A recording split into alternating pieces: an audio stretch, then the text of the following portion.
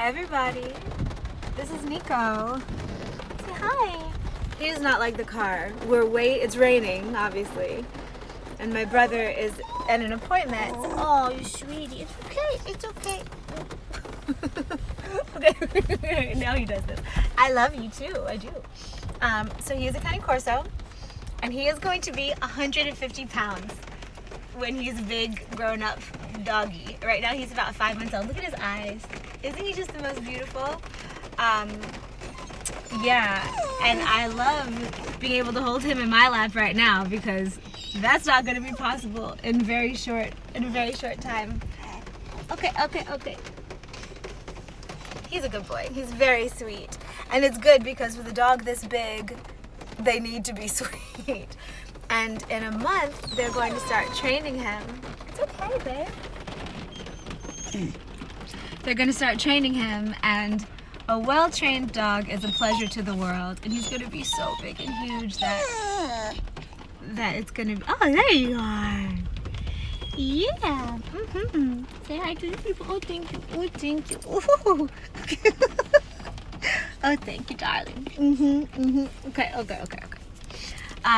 So yeah, I'm in Virginia. There you go. Settle down. Simmer down, darling. Simmer down. Thank you. And I'm here for another couple days. And it has obviously been a successful trip. We are back. We are packed now. And none of the dogs care about Lily. Neither Nico. Oh, my neck is covered with dog slapper. But I love you. But I do. You're such a beautiful man. Yes. So nobody cares about Lily. Lily cares way more about everybody else than they do about her. So that went well. And all is good.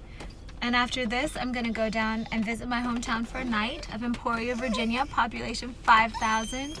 It's okay. And then next I'm going to pop through North Carolina and see a good friend. And then I'm going to drive back to Sedona for a couple weeks because there are a few things going on there to bring me into town. And then I'll probably bounce back over to LA, and then I'm not sure. I'm not sure what I'm going to do. So how are you guys? I got time to kill. We were going to go on a WALK, however it's raining, so we just have his face. He's so sweet. His fur feels like velvet, and it's funny because for as big as he is, he is a tiny version of what he's gonna be. I want to make sure that I get a couple of good shots while I'm here of like his paw in my hand, because I know that the next time I see him, his paw is gonna be enormous and he is gonna be enormous. So that's fun. Let's see. Hey Missouri. Hey Armstrong Apparel. Hey NCR Beach. What's up, you guys? How are you guys doing? Hey Red Claw. Red Claw, 5,000. Yeah, 5,000 people. That's where I grew up. Small town life. Yeah. So let's see, what else to report? This week has been crazy for the collective, you know, like the deaths and again, it feels like the whole world is moving through the bardo. Like the whole world is in this time in between lives where a bunch of stuff is going on. So just reminding you guys, hi Brother Rainbow Moonbeam, just reminding you guys to make sure you're coming back to yourself. Whatever spiritual practices you have, whatever self-care practices you have to keep yourself steady and solid, do them in the morning before you turn on your phone, before you check your messages, before you come onto social media, so that you're already choosing how you're going to meet the world that day. That's really important. It helps so much, and it's such a simple little thing, but it helps so much. Also, things like exercising, things like eating good food, things like being around loved ones as much as possible, even if that just means Skype or Zoom dates or FaceTime dates with the people that you love. It's important. We have to keep our morale up because it doesn't matter. You can have everything in the physical world. You can live in a paradise, and if you don't feel right because of what's going on inside of you, what's the damn point, you know? Let's see, what are you guys saying? NCR Beach, he is so cute. He is a handsome, handsome dog. I think he's asleep. This can't be comfortable. I'm in the driver's seat, and he's just passed out on me, and it's awesome. I'm going to treasure this. I'm going to treasure this with your wrinkled up face. Look at him. Yeah. So let's see, what else to report? The full moon is tonight, or early tomorrow morning, I think. So, or it's within like a day of now. I need to double check and see. But do your rituals, set your intentions, make sure that you're, you know, showing up for yourself. Show up for yourself. How are you going to show up for the world if you don't show up for yourself? So show up for yourself. Get your cup filled. Share some love. Receive some love. Give some love. Today is also the last day of working with the goddess Bronwyn, who has been forgiveness. So I need to record a video. Actually, maybe that's what I'll do when I'm done checking in with you guys. Forgiveness is, it's a game changer, and it heals the forgiver, not the forgiven. It doesn't really even matter that much for the forgiven, especially if, for instance, one of the things that I was going through was finding out stuff that went down in my family history with people that I knew but who have passed on now. Deep betrayals, like up there with the worst stuff you can think of. And wanting to forgive, because why just walk around with that poison inside but not being able to have conversations with the people because they've all passed on. So that's interesting. Or forgiveness where it's not like that means a relationship will have more contact. It just means that you're not walking around with those feelings inside of you that you had before you forgave. Or, and this is a really powerful one, a really good one, and it does work in my experience, is if something comes up that you honestly are not ready to forgive, if you just haven't finished your healing, if it wouldn't be authentic for you, being okay with that and not trying to force yourself to forgive before you're ready, but setting the intention of, okay, when I can forgive, I want to forgive. I can't forgive now, but I want to be able to, and I'm choosing to move in that direction. Well, if you do that every so often, then you come back around to it, and guess what? Next time you'll be closer, and next time you'll be closer, and one day you'll just be like, fine, I'll forgive you, I don't care. Doesn't mean I want to be around you, but I'm not holding this poison inside me anymore for you. So, let's see. NCR Beach. I'm so excited for the full moon. I just finished my Reiki course, so looking forward to using it in my rituals. Oh yes, Reiki. I just trained a Reiki master. Sorry, baby. Get comfy again. You were slipping. I just trained a Reiki master in Kentucky, and Reiki is such a loophole. It's the divine love light of God. God is all that is. So it goes where it needs to go. It's independently intelligent. It does what it needs to do. And getting trained in it is definitely a door opener for lots of things. So if you're called to get trained in Reiki, there are Reiki teachers all over the place. I would definitely recommend it. It's never a bad thing. In Known Epiphany, what's your process to forgive? Interesting question. I don't know that I have like a process that I've curriculized or anything. For me, part of it is, first off, easing up and realizing that everybody's human and people make stupid ass mistakes. And all of us do. All of us have. I have. I know everyone watching this has, because it's part of the human journey. And forgiveness means something different for everyone. Forgiveness to me doesn't necessarily mean anything shifts in the physical world. There are people in my life who I'm either still working on forgiving, well, not in my life, but in this world, who either I'm still working on forgiving or who I have forgiven, but who I still want nothing to do with. It doesn't mean that you're going to invite contact, especially if someone is unhealthy, like mentally abusive, any of that kind of stuff.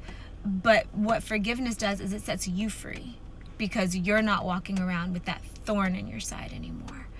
And it feels like a not caring anymore. Not in a way that I don't care about you in a dark way, but just that I wish the best for you. And when you think about the thing that hurts you, it's like thinking about stuff that happened a long time ago that hurts you then, but that now doesn't matter. That's what it feels like. Now, the process to forgive, I think, is just coming back to the heart and seeing where you authentically are and being okay with where you authentically are and not forcing yourself to go faster than you want while still going on the trajectory of the forgiveness. And like I said, forgiveness is not for the person being forgiven.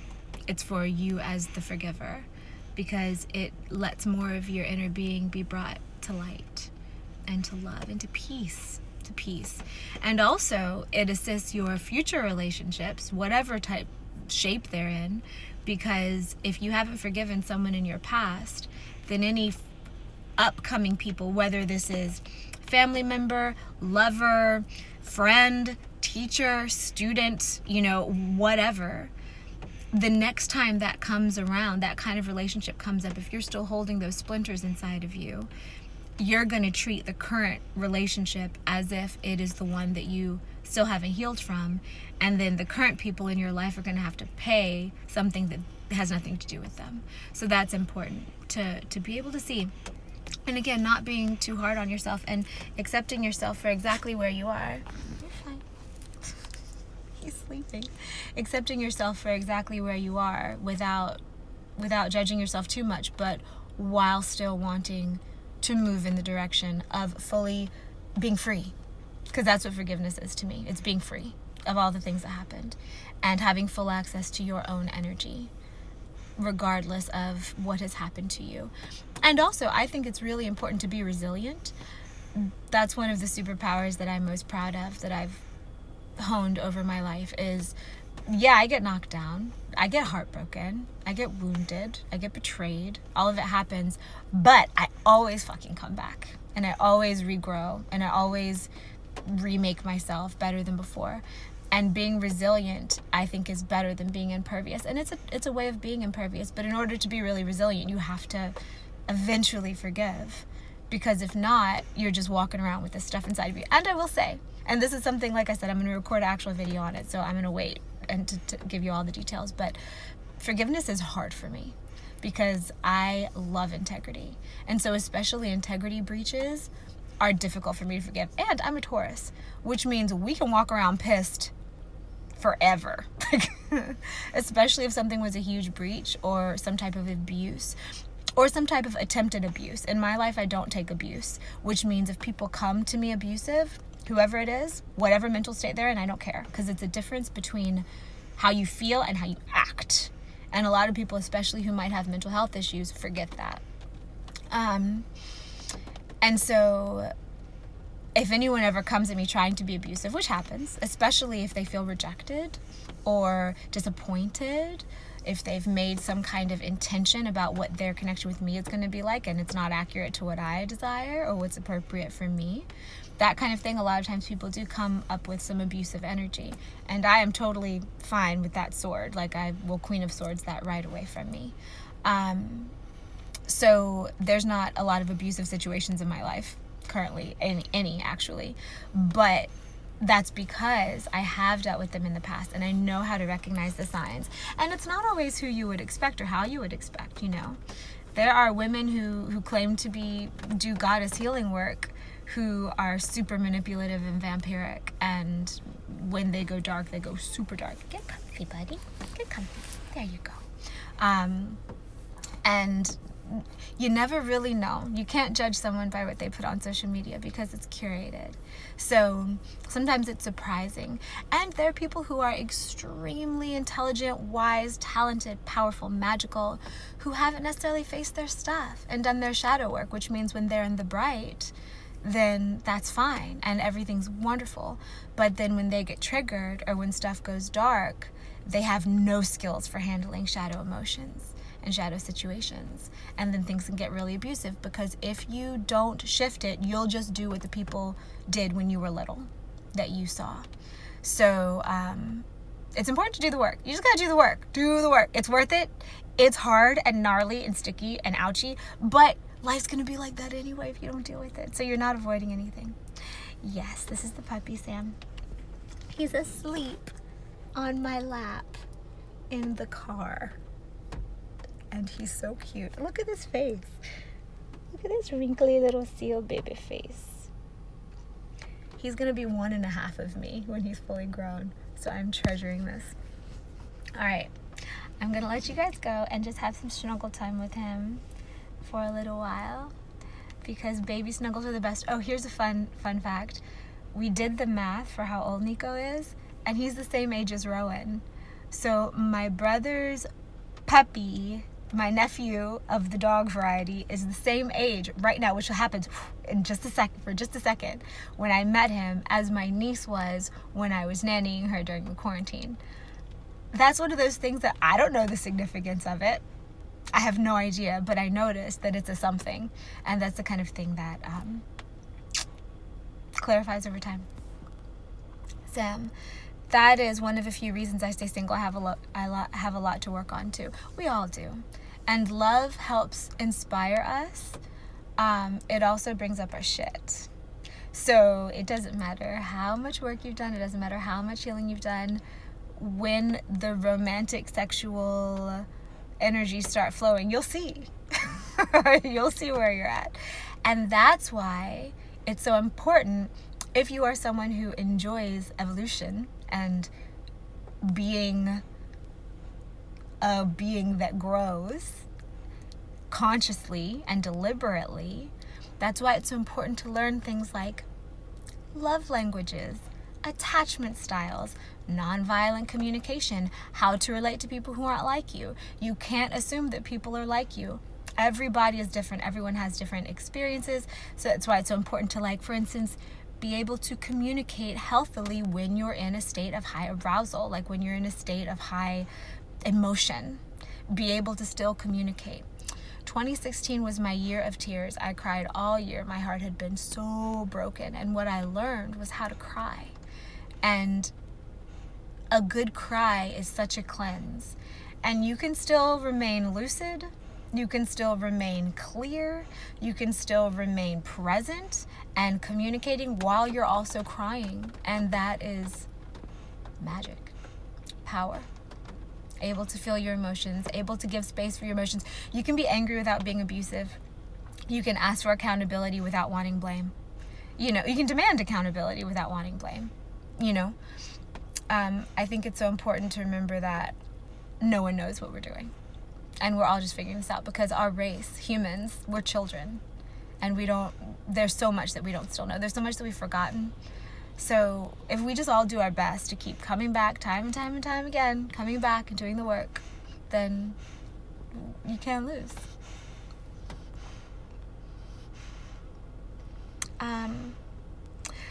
Prideful penny pincher. Doesn't that bother you, though, the not knowing what the signs mean? I hate it. Not anymore, because a lot of times I do know. And the times that I don't know, especially when it doesn't really matter. Like, okay, so I met my puppy nephew at the same age that I nannied my human niece. Okay, it'll make sense eventually. There's not any angst about that. And that's one of the things, like, I've been on the spiritual path for 17 years. That's one of the things that over time you just mellow out with it. And it's not like, oh, what does this mean? What does this mean? Eventually you're like, maybe it just means pay attention. Maybe it's just reminding you that life isn't only the physical. That might be it. Maybe it doesn't have anything to do with me. Maybe it's just showing me a window in the consciousness of evolution of souls and form that is showing me something, you know?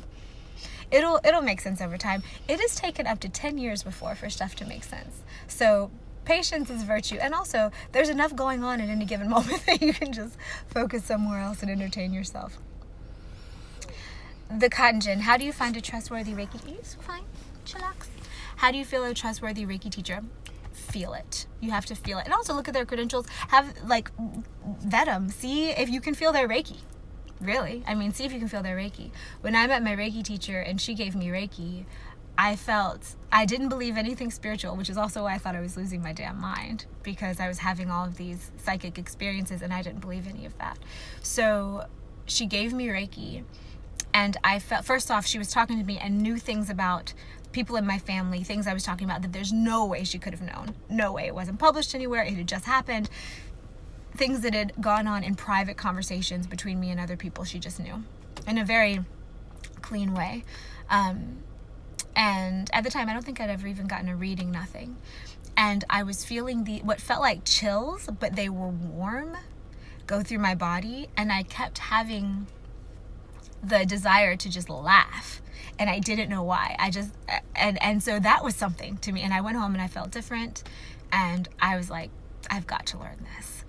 So choose with how you feel. And it's funny, the student I just gave the Reiki Master Attunement to in Kentucky, she said that when she first read my books and I talked about my experience learning Reiki, she knew that I was going to be her Reiki Master. And I didn't even become a master teacher for years after that point. And it was so fun to hear that, because one of the things that I definitely try to track in my life and that I definitely go by is moving through the realms of synchronicity and alignment, so that my showing up is the answer to a prayer, that my showing up is aligning with the people who are calling for energy like mine. And that's something that I wanted for a long time, and then started happening more and more, and then now it happens pretty much across the board. I can believe that when I show up in people's lives, it's usually because they're going through a transition, because I hold doorways open, and also that they prayed for me, they asked for me, or whatever it is that I represent for them at that time, which is great, you know. This is one of the things that makes things make sense in the end. And you just have to, there is some element of faith, because it takes time for stuff to activate, to happen in the physical world, and then to go into your mind and be understood. So, yeah. Okay, hello Sarah Jane. 4 ingredients or less. How do you start to do the work? How do you know where to start? You know where to start because of what shows up in your life. You know where to start because of what's happening in your emotional body, in your spiritual body. There's this hunger that comes upon you. There's this spiritual hunger and thirst. Or it's because you have wounding that you want to heal, that you want to be free of. We, as beings living in this universe, we have the right to heal. We have the right to have a home. We have the right to have community around us if we so choose. It is a birthright. We all deserve it simply by existing.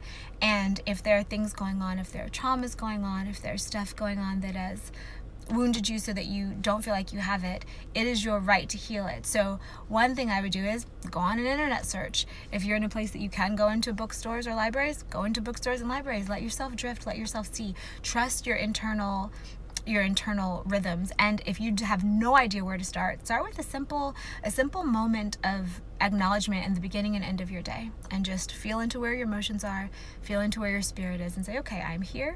I will choose to do the best I can. Please show me. We live in a conscious universe. We're fractal consciousnesses. So if you zoom out, this whole place is alive. It hears us.